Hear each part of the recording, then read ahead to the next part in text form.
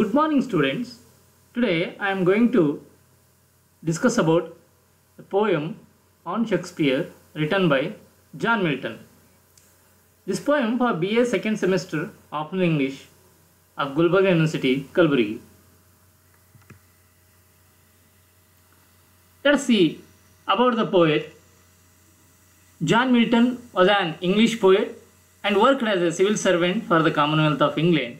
John Milton was born on 9 December 1608 in London, England. He graduated from Christ's College, Cambridge with Master of Arts. He learned Latin, Greek, Italian, Hebrew, French and Spanish. His some of best notable poems are Paradise Lost, Comus, Lycidas, On Morning of Christ's Nativity, On Shakespeare, El Allegro, Il Penseroso, Areopagitica, Samson Agonistes. He was died on 8 November 1674 and was buried in the church of St. Giles, Cripplegate.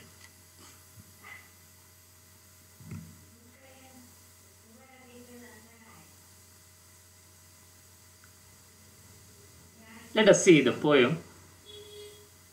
What needs my Shakespeare for his honoured bones? The labour of an age in piled stones, or that his hallowed relics should be hid under a story-pointing pyramid.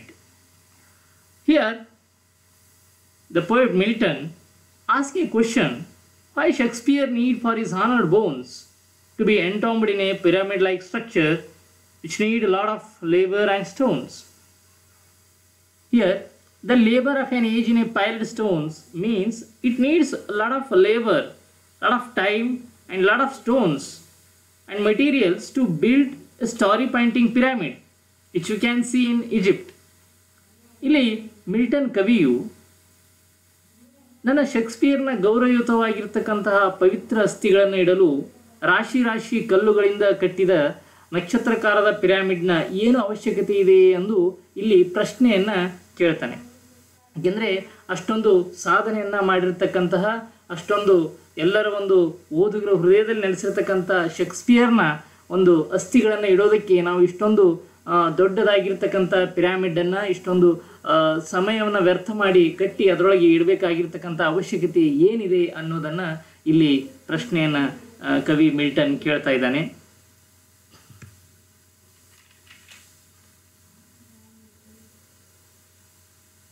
In the next, dear son of memory, great hire of fame. Here the poet may be reference to Apollo, Greek god of poetry. ಇಲ್ಲಿ ಕವಿಯು dear son of memory ಎನ್ನು ಅಪೋಲೋಗೆ ಸಂಬೋಧಿಸುತ್ತಿದ್ದಾನೆ. Apollo ಪದ್ಯದ Greek ದೇವರಾಗಿದ್ದಾನೆ.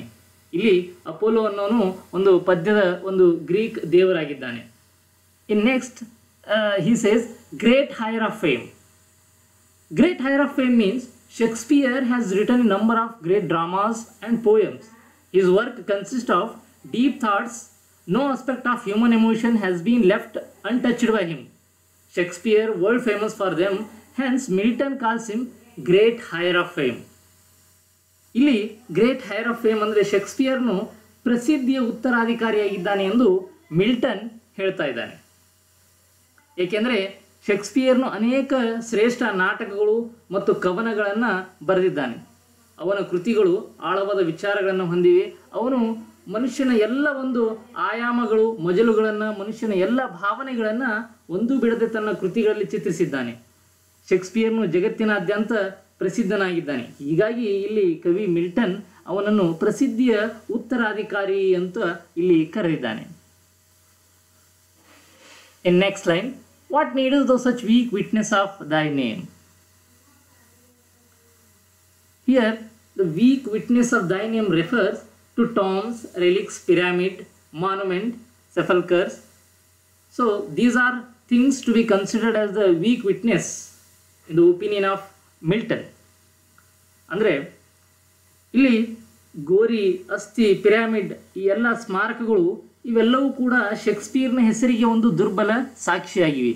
ಇವುಗಳು ಅವನ ಹೆಸರು ಮತ್ತು ಸಾಧನೆಯನ್ನು ಕೊನೆಯವರೆಗೂ ಅಜರಾಮರವಾಗಿಸುವುದಿಲ್ಲ ಅಥವಾ ನೆನಪಿಸುವುದಿಲ್ಲ. ಏಕೆಂದರೆ ಇವು ಕಾಲಕ್ರಮೇಣ ನಶಿಸಿ ಅಥವಾ ಹಾಳಾಗಿ ಹೋಗುತ್ತವೆ. ಉದಾಹರಣೆಗೆ ತಾಜ್ ಮಹಲನ್ನು ಶಹಜಾನನು ಮುಮ್ತಾಜನ ಒಂದು ನೆನಪಿಗಾಗಿ ಪ್ರೀತಿಗಾಗಿ ಅದನ್ನು ಕಟ್ಟಿದ್ದಾನೆ.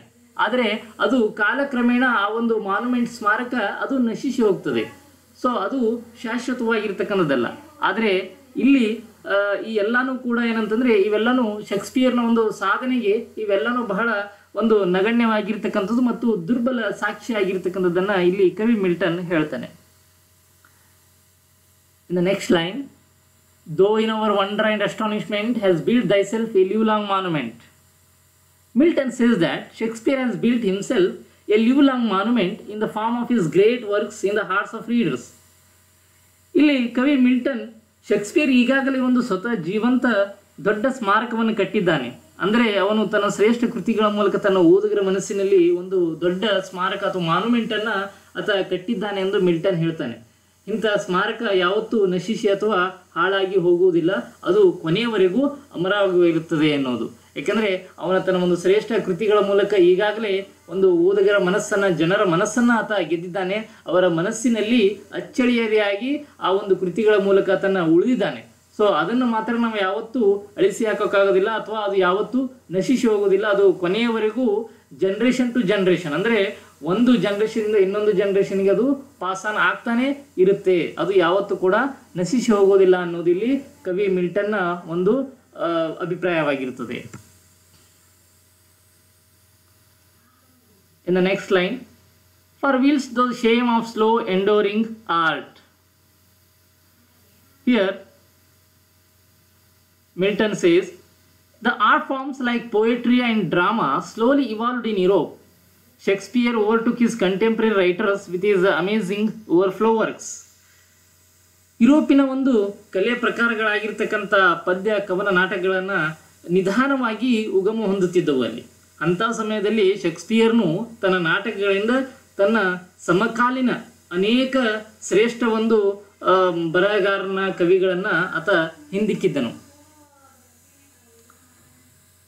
In the next line, the easy number flow. The easy number flow refers to the large number of Shakespeare work which are dominated in the reader's mind, or they are easily constructed works which are understood by everyone.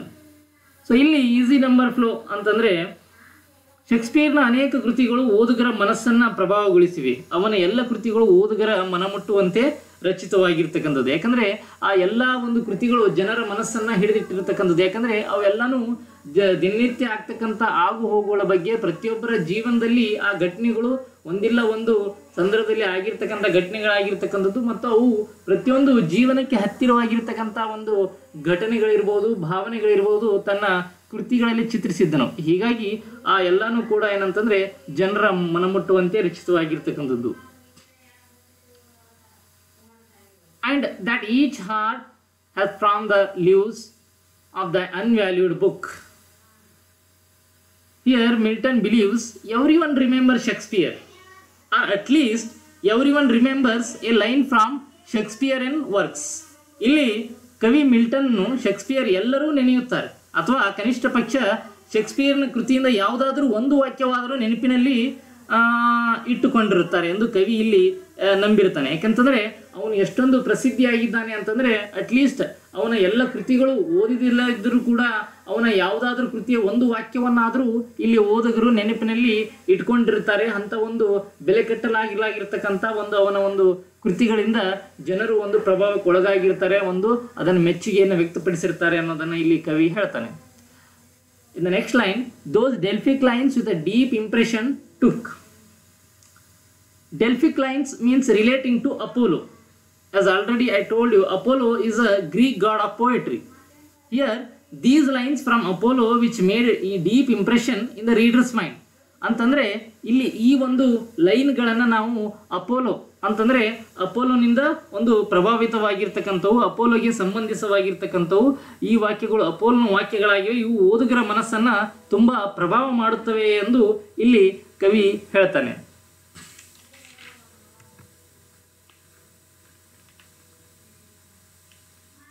Then though our fancy of itself bereaving thus make us a marvel with too much conceiving.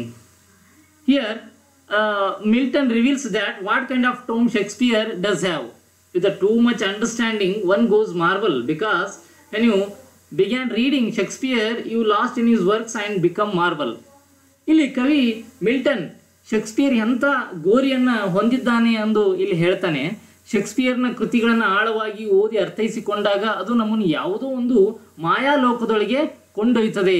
ಏಕೆಂದರೆ ಒಮ್ಮೆ ಅವನ ಕೃತಿಗಳನ್ನು ನಾವು ಓದಲು ಪ್ರಾರಂಭಿಸಿದರೆ ನೀವು ಅವನ ಒಂದು ಕೃತಿಗಳಲ್ಲಿ ಕಳೆದು ಹೋಗಿ ಅಮೃತ ಶಿಲೆಯಾಗಿ ಮಾರ್ಪಾಡಾಗಿರುತ್ತೀರಿ. ಅಂದರೆ ಮಾರ್ಬಲ್ ಅಂದರೆ ಅಮೃತ ಶಿಲೆಯಾಗಿ ನೀವು ಮಾರ್ಪಾಡಾಗ್ತೀರಿ ಅಂತಕ್ಕಂಥದ್ದನ್ನು ಇಲ್ಲಿ ಕವಿ ಹೇಳ್ತಾನೆ. And so sepulchred in such poem dost lie, that kings for such a tomb would wish to die. Finally, when one's body turned into marble sepulchre in which Shakespeare now rests, even kings are ready to die in such tomb. ಇಲ್ಲಿ ಕೊನೆಗೆ ಈ ಅಮೃತ ಶಿಲೆ ಗೋರಿಯೊಳಗೆ ಶೇಕ್ಸ್ಪಿಯರ್ನು ವಿಶ್ರಾಂತಿಯನ್ನು ತೆಗೆದುಕೊಳ್ಳುತ್ತಿದ್ದಾನೆ ಎಂದು ಇಲ್ಲಿ ಕವಿ Milton ಹೇಳ್ತಾನೆ.